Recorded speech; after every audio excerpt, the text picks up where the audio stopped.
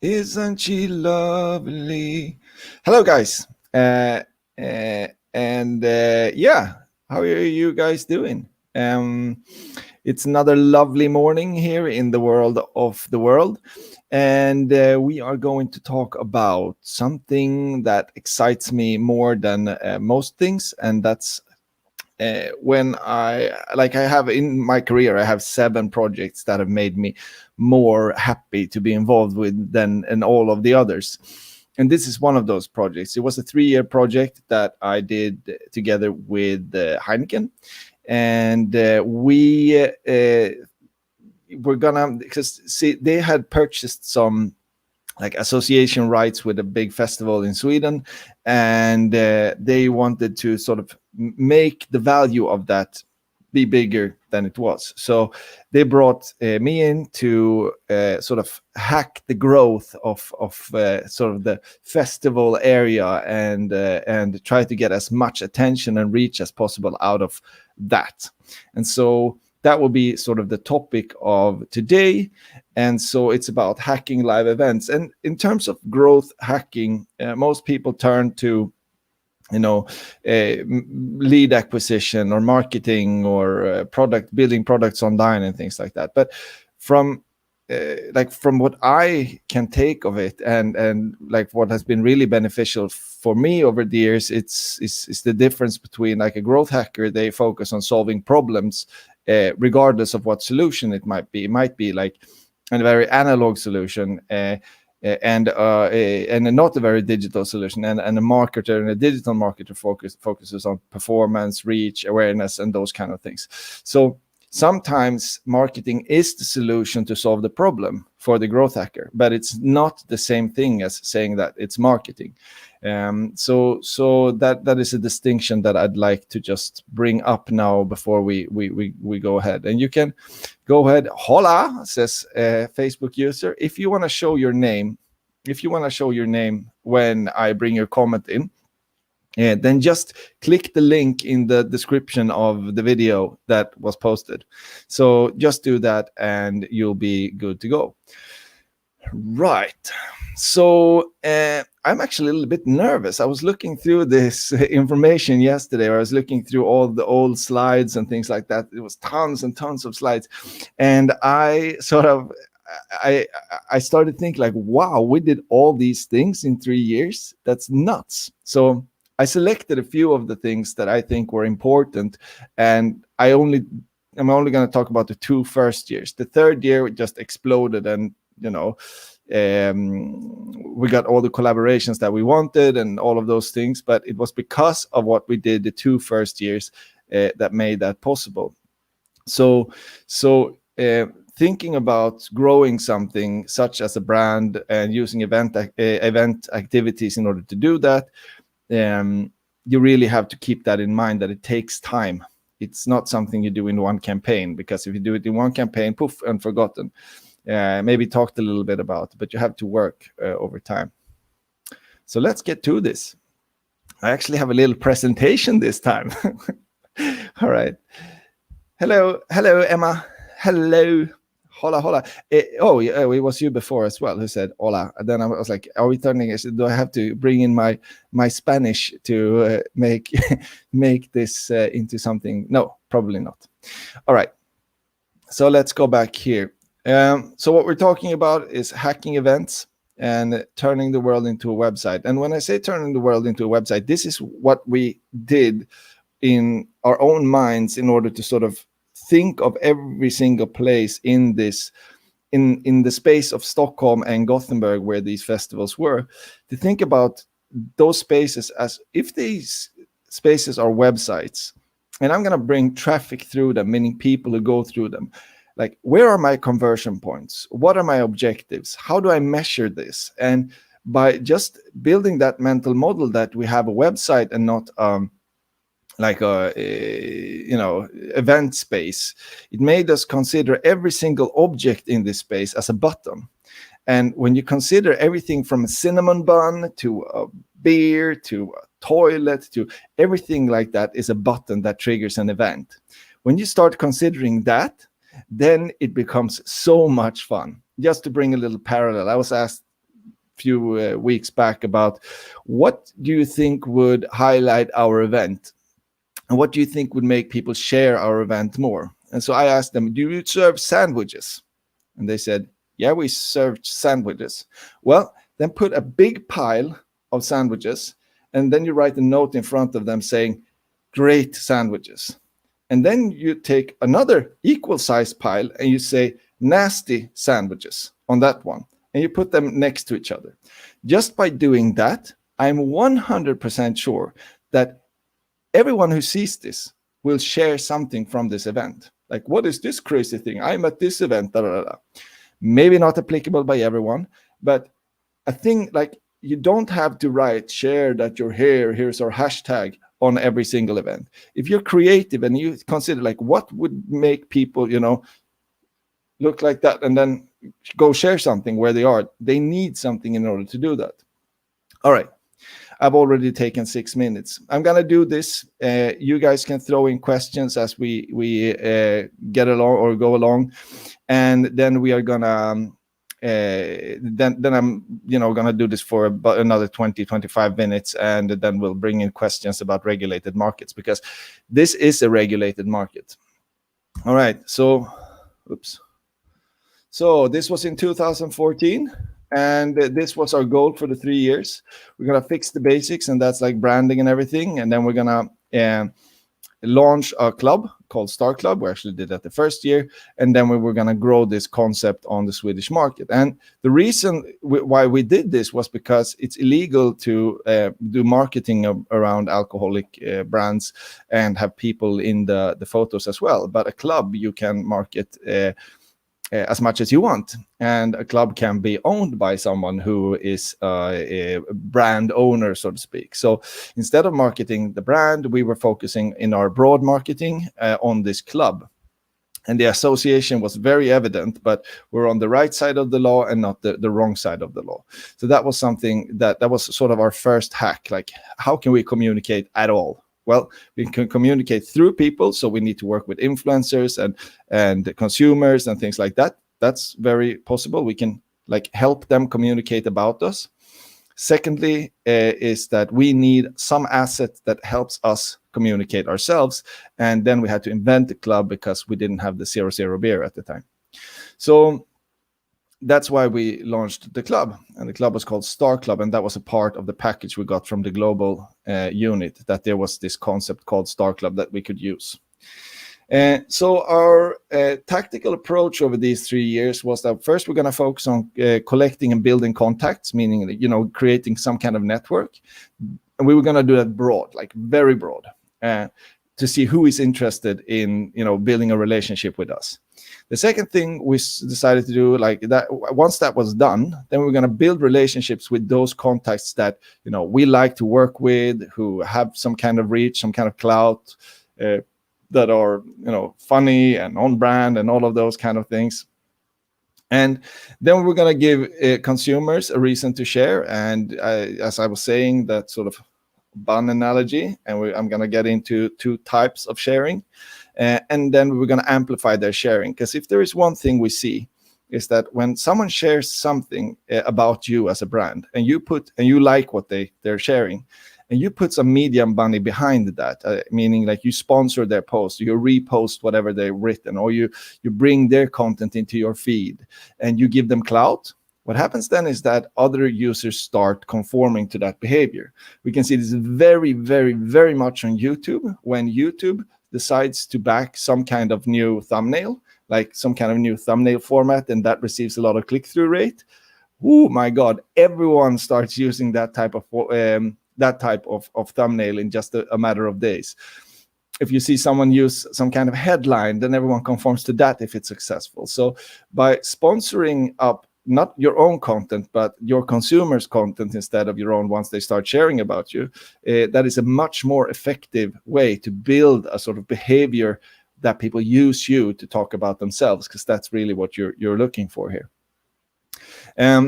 So this was our objective. Like, this is what will actually drive the growth and our tactic to do that. And then we applied that to many different situations. And so the first hack I did to do the first one of these points was so I scraped all of the blog portal, and I scraped it for email addresses, because at the time, I think it still exists, it had all the email addresses to all the bloggers of the time. This was in 2014, so blogging was still a big thing. And so we got a ton of email addresses from that, and we simply just started emailing them and asking them if they were interested in a collaboration or to come to Summerburst or to talk about this. So that was the event.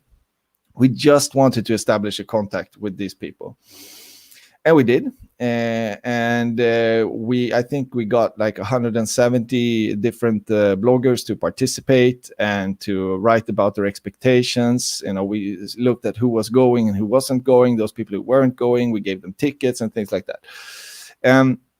All of that combined, it started with the scrape. Then we ran an activation that is built on a conformity like language, which means that we're doing this together. It's going to be fun.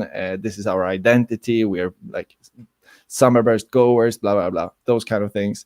And we used that copy, and then that built an initial base, like an initial network that we could then start working from. So that was our top-down communication. But then at these events, we also wanted people to share from these events. And one more thing. We started a blog that was gonna write about music. This was like this is just, to have a club page to say that we're for real as a club. And my ambition with this website was that it was gonna be very big, and we were gonna bring in like guest writers on EDM music and things like that. Didn't really fall through. But we drew quite a lot of traffic to this website anyhow, because people were looking for tickets for our after parties.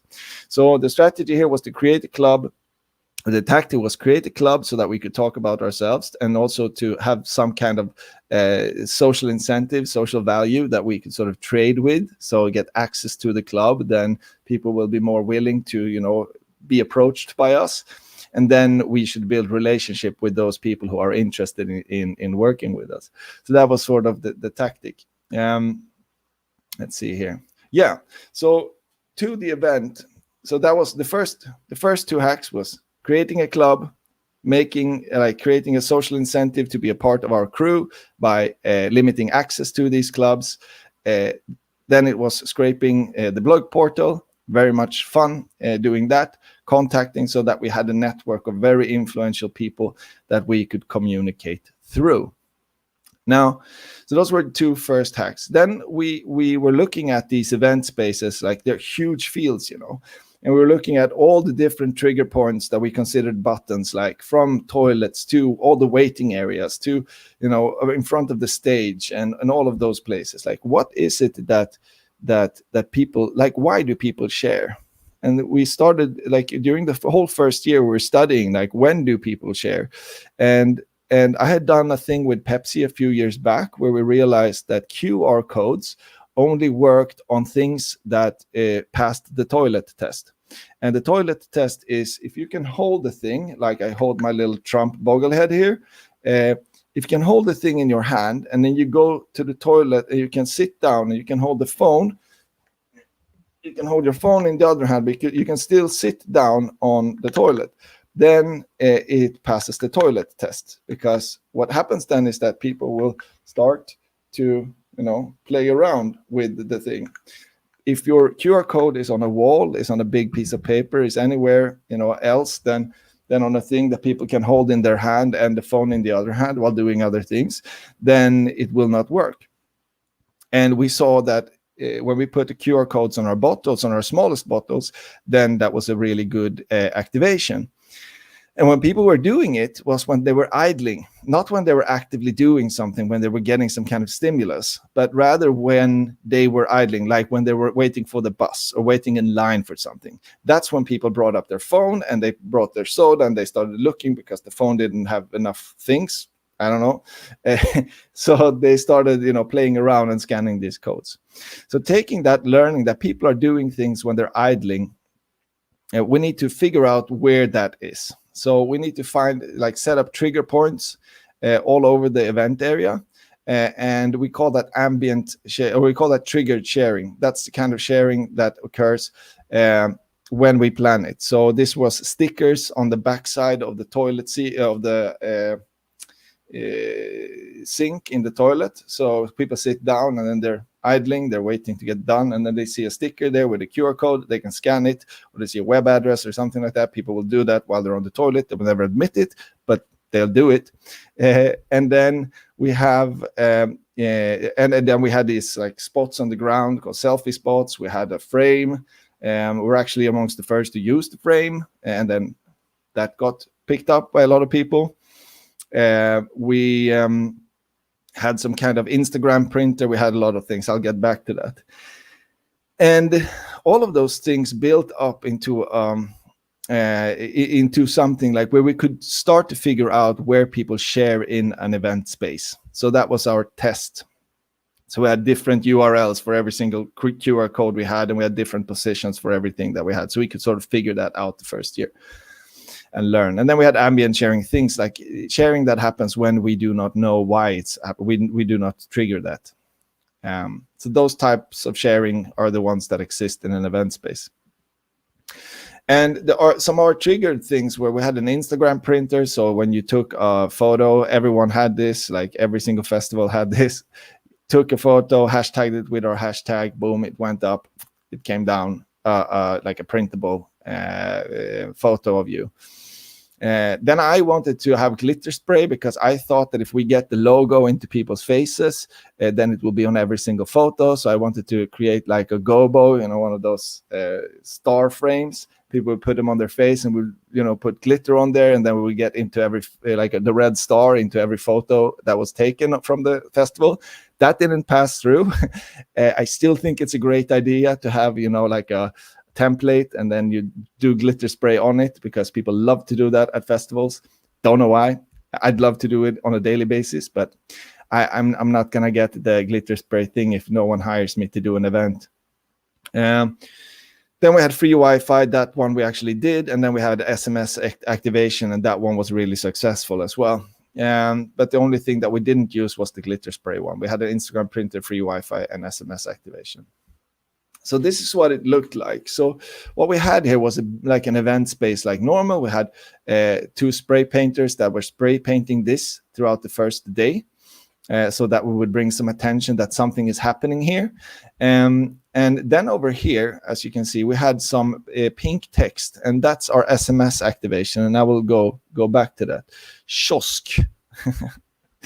Yeah, we had a kiosk there. And so I was like, is it saying something? And we had a lot of people around this space. And so that would grab people's attention. It would be a photo-friendly place.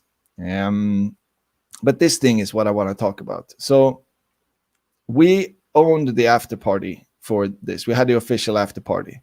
And for some reason, people who are at a party want to go to the after party because that's where the cool cats go. And so we said, like, do you want to join the after party?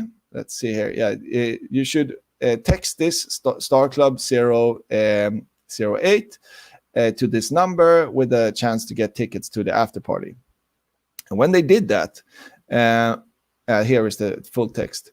And when they did that, what happened was that they got sent a response with a link, and that link led to a place where there was a photo, and that photo they should post to their social media platform.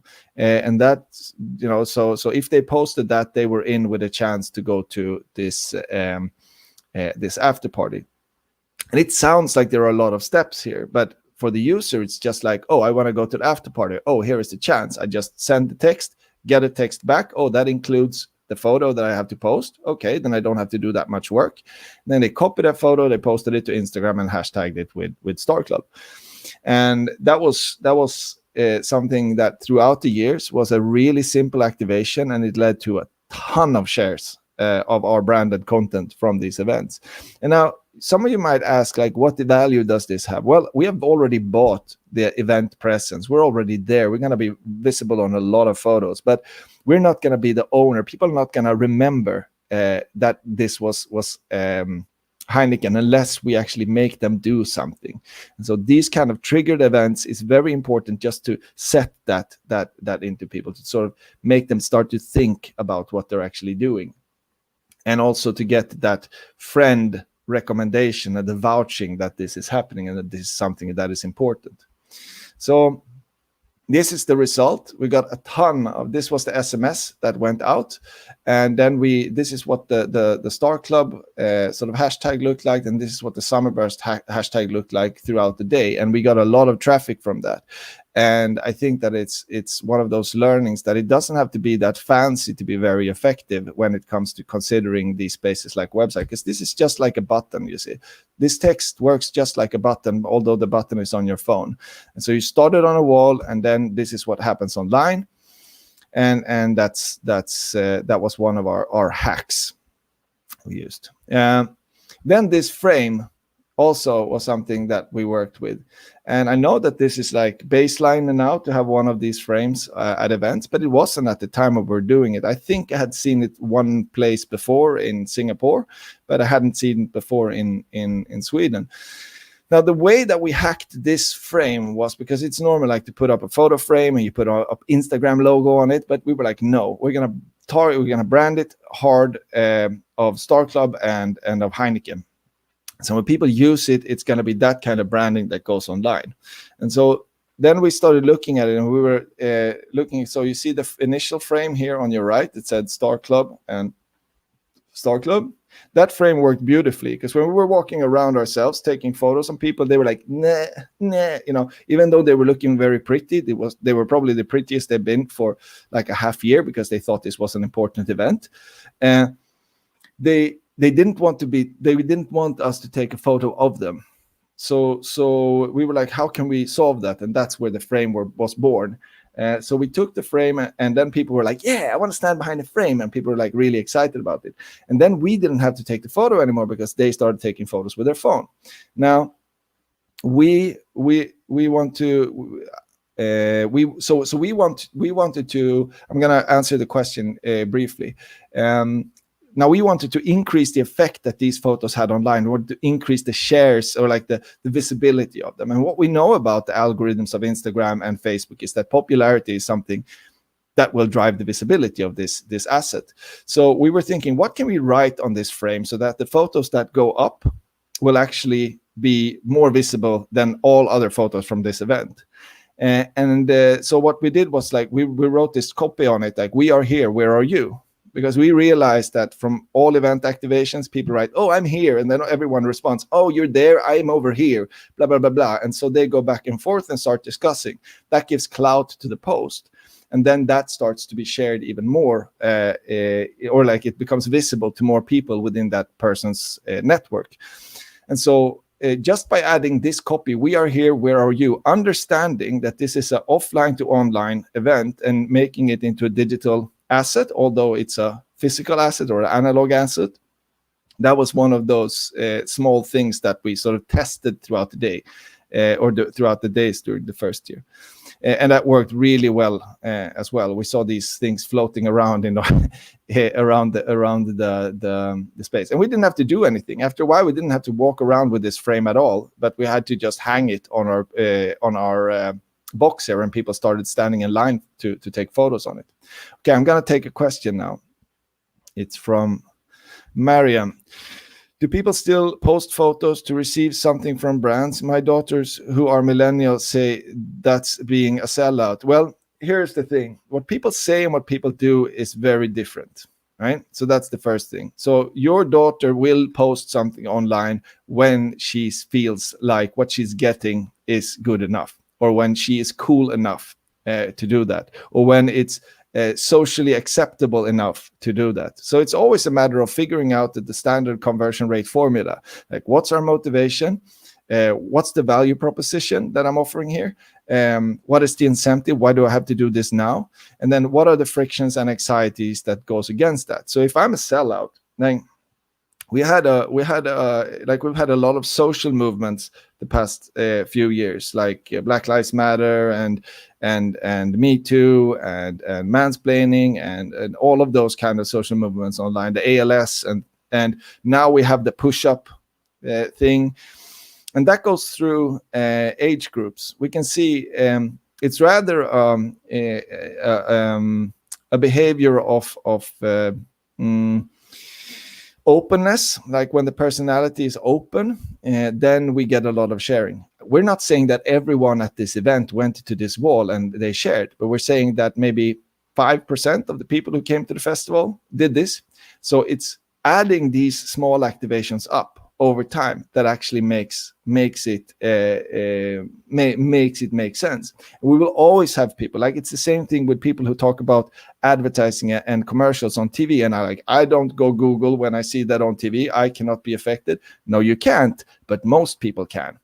And so we have to work with most people and not with some people. And if we see, like, if we talk about maybe millennials, like I am, like, you should be, no, we are borderline we're late millennials, but if you look at generation TikTok, they are really into doing this, and they do this all the time. They're memeing to show that they belong to each other all the time, to say that they're a part of something.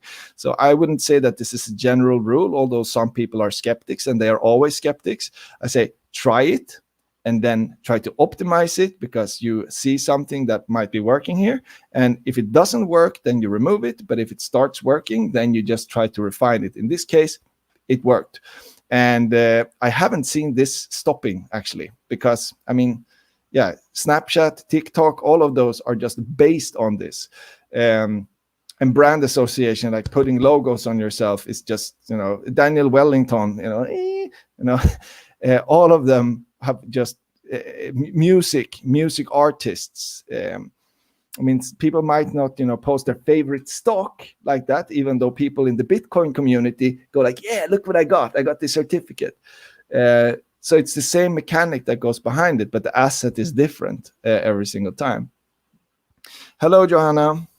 Tim asks, just to understand the resourcing, how big was your team pre-execution, planning all the activities? So in the whole team, it was Thomas, John, me, and then the second year we had Jonathan as well in the planning team. So we were 4 people, and I was in charge of the tactics. We had Matthias as well. Matthias was in charge of like building the area. And John was in charge of the after parties and sort of the project management and things like that. And then Thomas was the brand owner from Spendrups and Heineken, and I was in charge of tactics. Did I say myself 2 times? I don't know, but yeah, we worked our asses off. But that was the sort of execution team. And then, there were a lot of contracted people involved in building these things.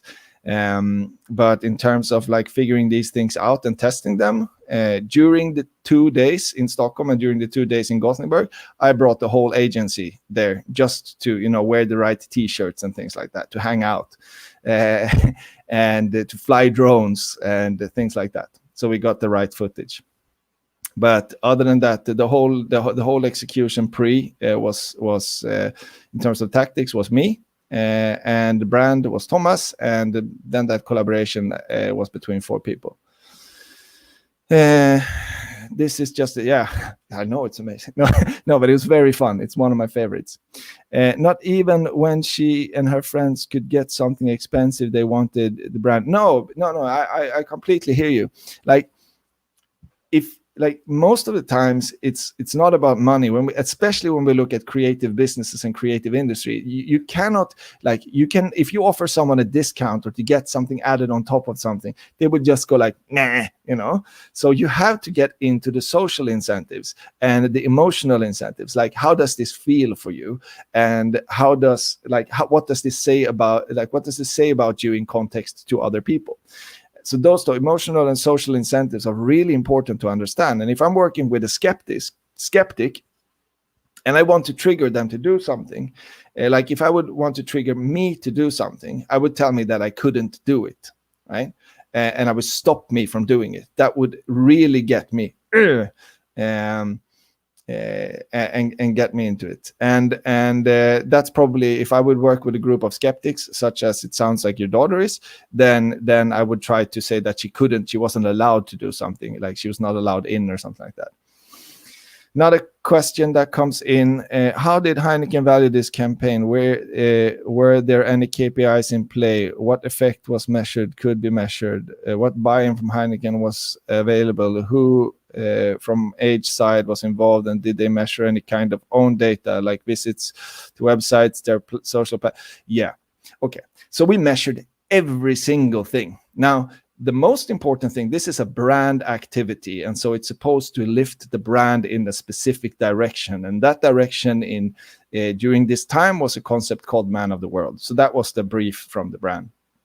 Now, the KPIs that they were interested in was reach and frequency, and classical brand lift, like attention. They did these standard polls and to look at, and they also looked at like brand preference measures and such things. So all of those, like in terms of media budget, they had already purchased this event association, right? So they already had a reach of about 100,000 people, right? So that was it if they would have just done that. The event activation, as we will look at when we look at the results over the years, the event activation led to an additional 1.5 million users being reached. Not eyeballs or, but 1.5 million users being reached. And the second year was about 2.5 million users being reached. And we measured this with a combination of interactions on posts, and we looked at traffic to website that we had. We looked at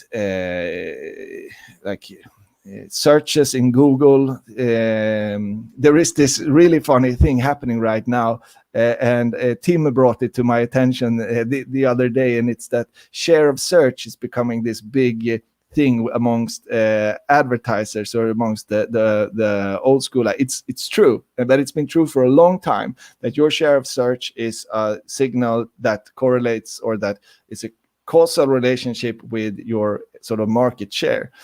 And so, but it's actually the change in market in search frequency, that, or your share of search, the change in share of search, that is what actually gives you the signal whether or not you are a market leader or not. So it's not the constant state, as they say in the posts that are going out right now, and it's the change that is interesting. So we measured all of that. But the main KPIs were reach. I'm going to see whether or not I have that slide and we can have a look at it. Oops, daisies. We can have a look at, here it goes. No? Yeah. So here were some of the cases. So posts, reach, likes, comments, interactions. So these were some of the activation vanity metrics that we were looking at.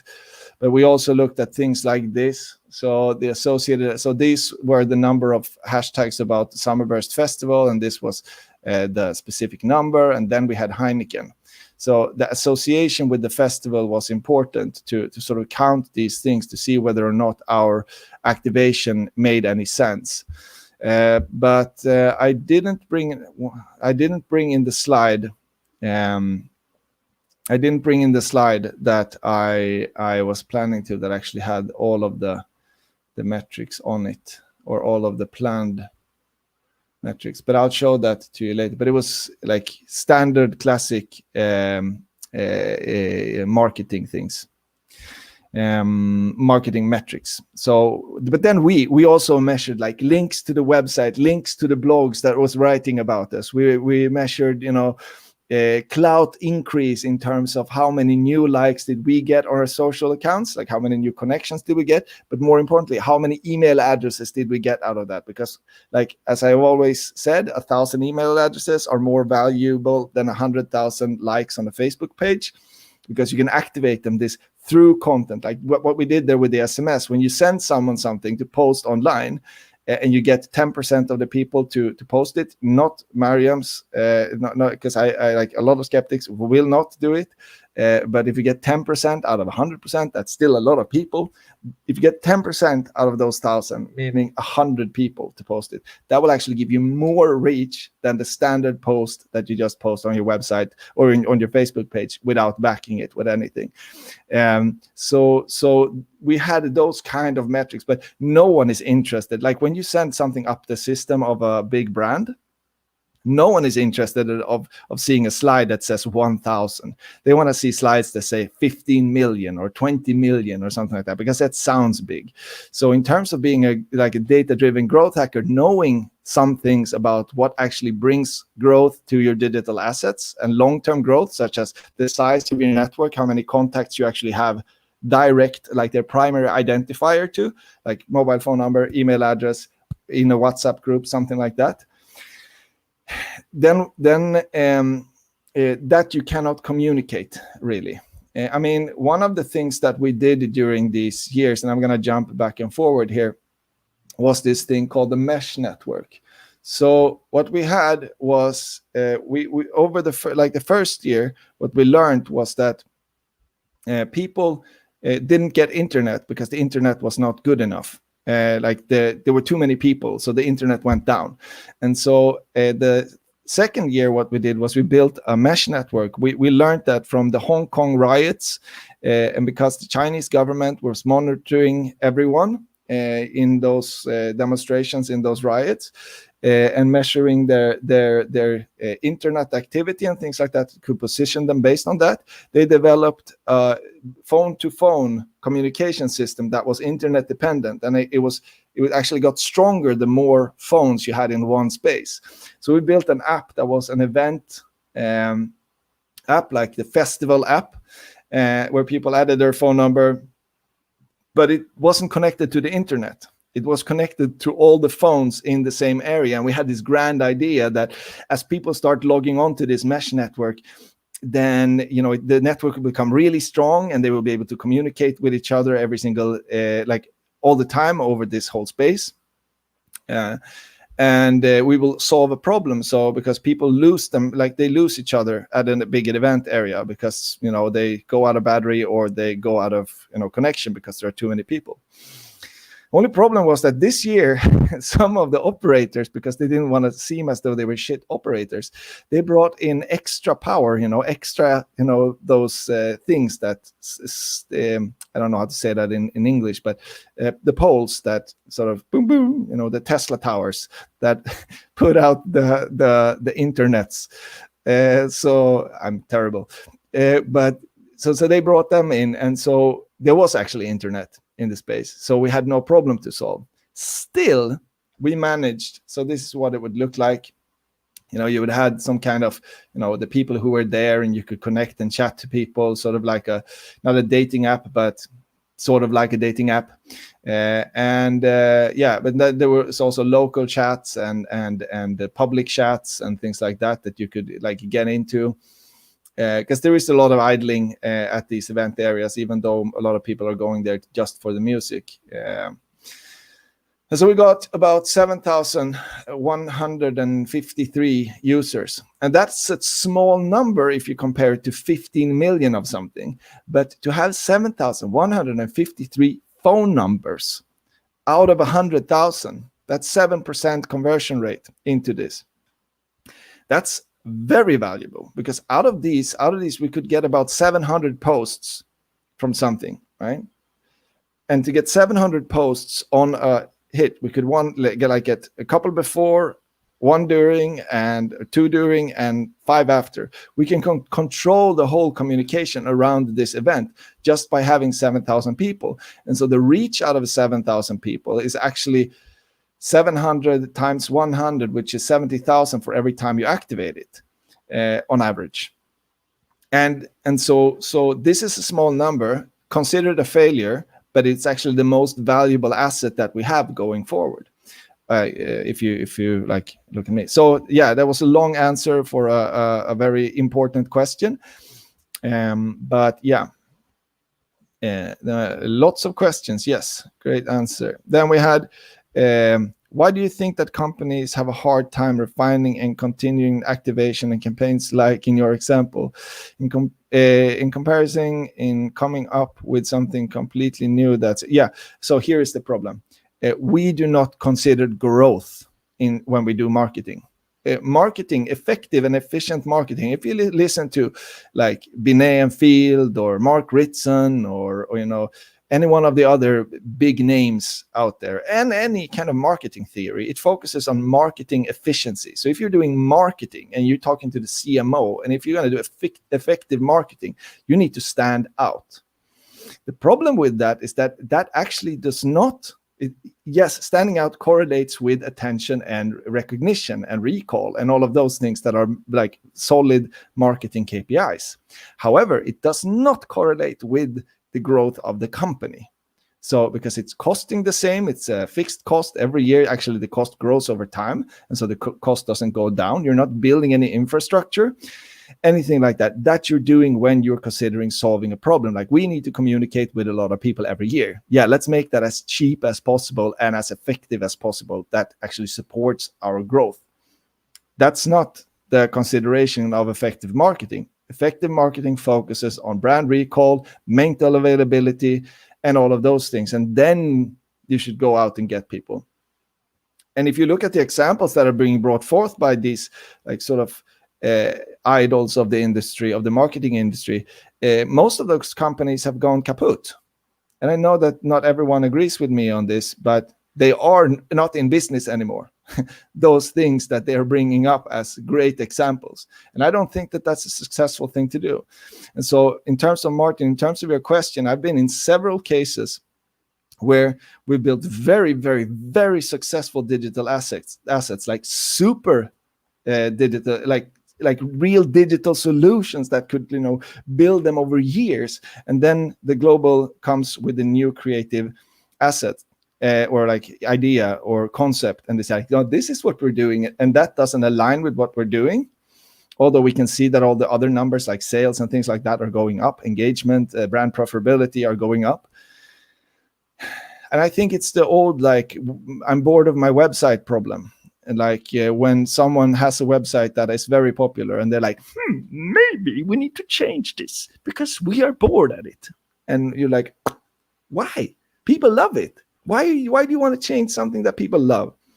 Right? Build another thing that approaches another problem or another angle of the same problem. Build a completely different thing. And then you do what I don't know if it was Urban Ears or if it was Urbanista or whoever it was that just built. They knew that there were going to be a bootleg market of their premium headphones. So they both did the premium headphone and the bootleg version of it so that they would get the full market. And that's how you disrupt yourself.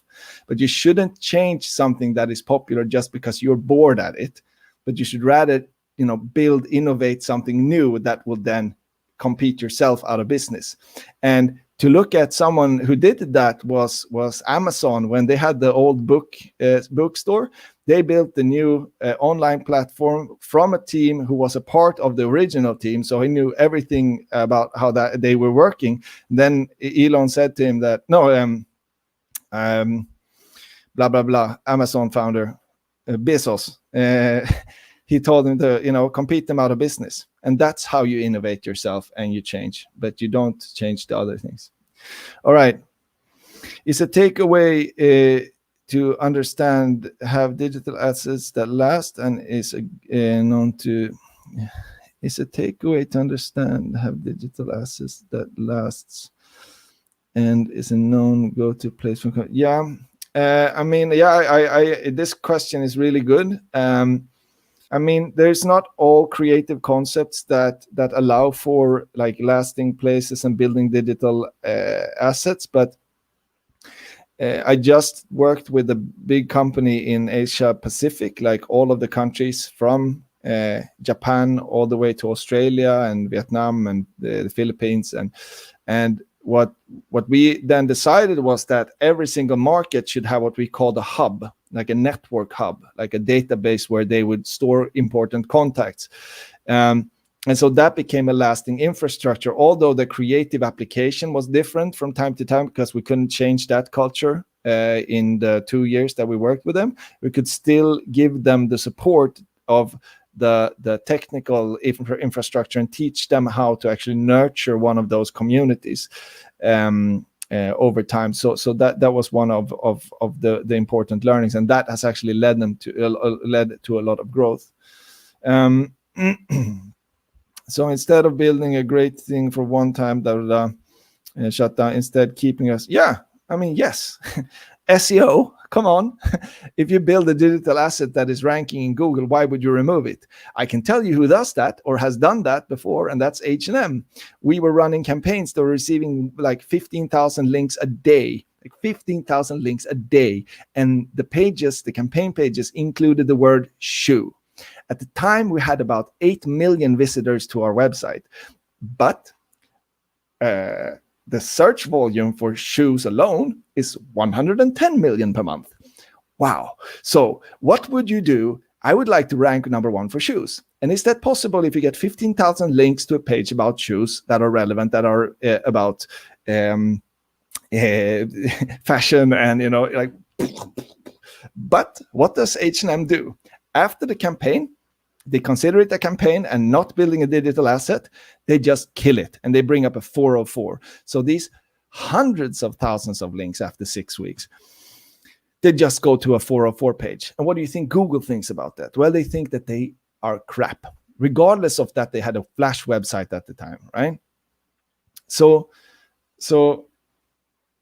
if you can own the search around your brand or around all the brand assets around your products and your topic, then that requires you to have lasting digital assets. And the problem is that people think in terms of, they don't think of in terms of that lasting growth, but they think in terms of, let's run this campaign because it's nice. It feels good. You're in the, you're sitting there, you're sweating like, and launching things, campaigning, that's horrible for your anxiety levels and things because it's so risky. It can go to shit and you'll lose your job. But, people still do it because that's what makes us heroes. And we all want to be heroes in our culture. Enough. Yes, we can do another session on that, but I'm not going to get into it more. So let's see here. There we go. So was there anything other fun that we did during this time? So that mesh network I was really proud of, but it wasn't something that, this was not my idea at all, but it was an idea of I think it was Thomas and John who brought it up. They made these bottles that were special for the different artists, and this is what we called me messaging. And me messaging as a concept, if you can put someone on a product or on an asset and they talk about themselves, this is one of the strongest reasons to share, because one of the big reasons as to why we share something is not to provide value or something like that, which is the way we like to explain why we do things, but it's to reconfirm that we still exist. So we have anxiety every day that we do not belong in a setting, and then we post stuff on Facebook. They found that this was the largest reason. It was about 37% of the users posted things to reconfirm that they still existed. So do I exist? I walk around, have existential thoughts. Do I exist? And then I post something on Facebook. I get the response, yes, you do still exist, Jesper. And so these are really strong. If you can put someone's name, and that's why I loved the Coca-Cola campaign where they put just names on the tag. That happened a few years later, because that just brings up the attention, or people start sharing that stuff. A great tactical thing. Ace of Spades joins us from YouTube and is very happy. Woohoo! My best topic I subbed for. That's awesome. Thanks, man. Pontus call, referencing the SEO things when they kill the campaign pages. do more stuff about bubbles and how to poke them. Yes, I will do that. I had a discussion last night very late about bubbles versus markets, and I was brought, like, there are a lot of thinking going on because of that contact that I have, like, that I'm discussing those things with right now, that bubbles are actually marketplaces. And yeah, I need to figure that out, and we have a good talk about. Maybe I'll bring him on here. Petter Gren is his name, and we discussed it, and very, very clever in sort of framing those things. Okay. Could you do a product of your assets, or would you? Yeah, of course. I mean, look, this is a product of an asset. So. And wait, so this is merch. This is one of like 4 digital market models, or when you only look for market models. This is PewDiePie's merch figurine. Yeah, you can see I like controversial figurines. So this I bought because I wanted to be able to give Trump a little like flick like this, boom, whenever I got angry at him. So I got the bogglehead from Trump. And then I have the one from PewDiePie as a collectible because they were limited. So you see, there is my reason for buying it, to feel special, that I have some asset that is special. And it doesn't have to be if you look at a lot of the influencers that are out there now that they're launching their physical product out of their digital means or assets, it's bringing them fortunes. Like, people who cannot sing become the #1 selling artist of that year, and things like that. So it's very possible to do it, and brands can do it. It's just that they don't behave that way. They do not lift their personal branding enough. They do not lift their personal heroes, internal heroes enough, because that's another type of working. That's more of a media way of working, where you follow people over time. And the reason why they do it is because it has absolutely no effect the first 2 years you do it. Like the stuff we did with Heineken took us 3 years to get, like, the third year, like first year 1.5 million in users, 2.5 million users, and then we started having the big numbers of like 10.5, 15. It went outside of Sweden. So it takes a lot of time before you break, but until you find that special place where you know what people really like, that smallest acceptable truth that you can actually develop products on top of, or do a lot of bring a lot of value to you with, if it's advertising, or if it's actual merch, or if it's streams, or if it's affiliate, or whatever business model you add on top of that, then it will take time. Another so yes is my answer to your question. I never consider YouTube being a cost, but YouTube is a source of revenue for any kind of startup, at least, that has an interesting and compelling story to tell. Should not be considered a cost, but an investment into your future network reach. And then we have some comment to Martin there. Martin, nothing surprises me when it comes to brands and so-called professionals who really do not know what. Yeah, I know. Okay, so I think, I didn't go through every single thing, but I just wanted to bring this up. And this was in a highly regulated market. I think events doing things off the mainstream media and off mainstream platforms, and getting users to talk about this instead. Like, if you're in pharma, you want people to talk about the different indications of your different prescriptive drugs, and that's what they have to do. You can only talk to the doctors. You want them to go and request that, but where does that kind of dialogue happen? Well, it happens on different types of, when people are searching for different types of indications, they will end up in forums, and then they come better prepared to the doctor, and they put challenge to the doctor that this is what I want.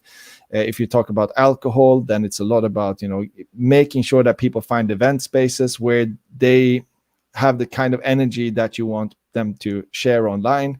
And then it's about triggered activation, and it's about ambient activation or sharing.